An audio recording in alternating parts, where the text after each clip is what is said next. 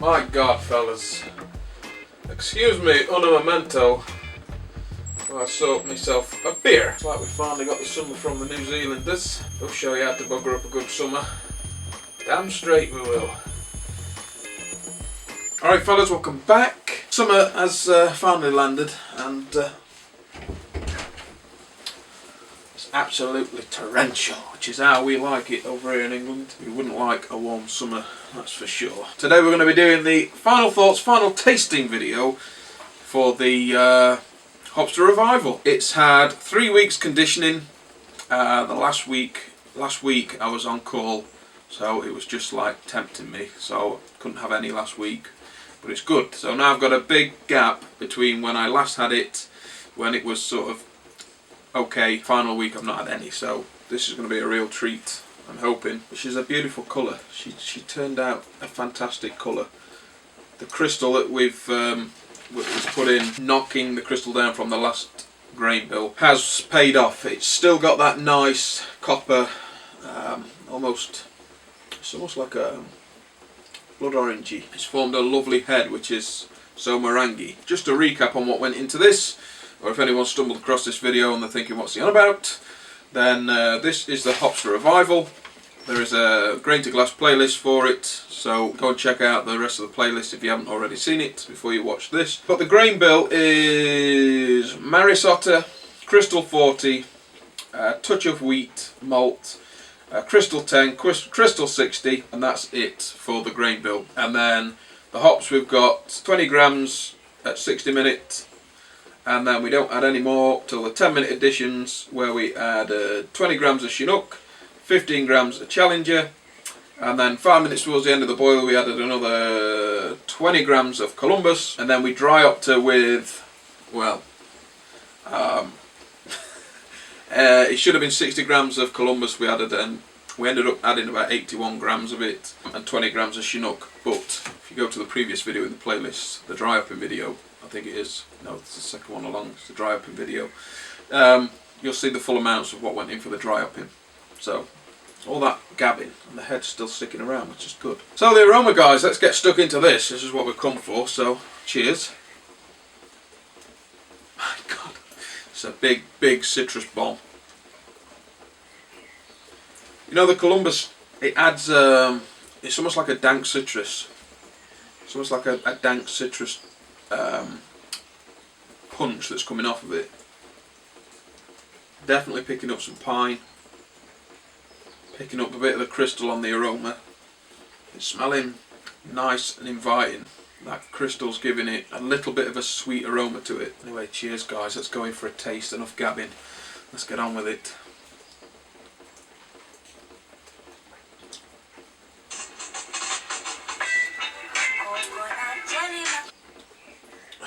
My sister ringing me. The thing I'm really pleased with is that the mouthfeel is definitely on par. It's definitely where I wanted it. It's not a big heavy mouthfeel, but it isn't sort of lacking. It's definitely mouth coatingly good. Talking about the crystal is, it's pretty damn good. It's pretty close to where I want it.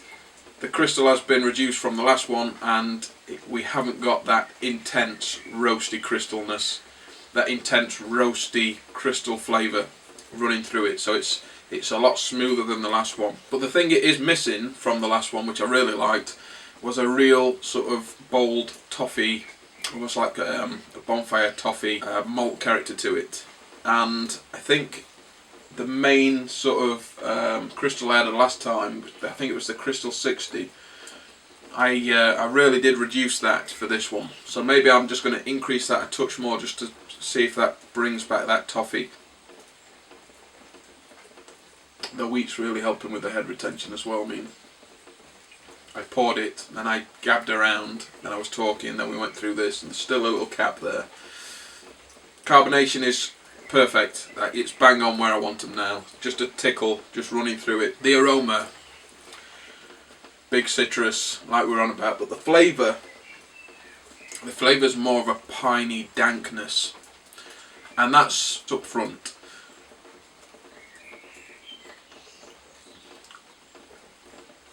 but sort of charging up the rear, oh madam, is another big burst of citrus that sort of backs it all up. And the bitterness creeps. The bitterness comes right from the back with that citrus, sort of comes rushing forward to back up the troops.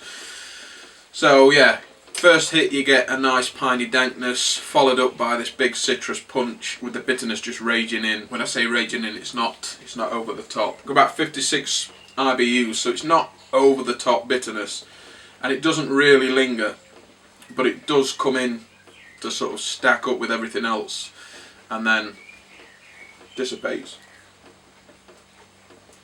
Yeah, sort of creeps, comes in and then dies away. It really ain't bad. Given the hops that I'd got to use, I think it's done well.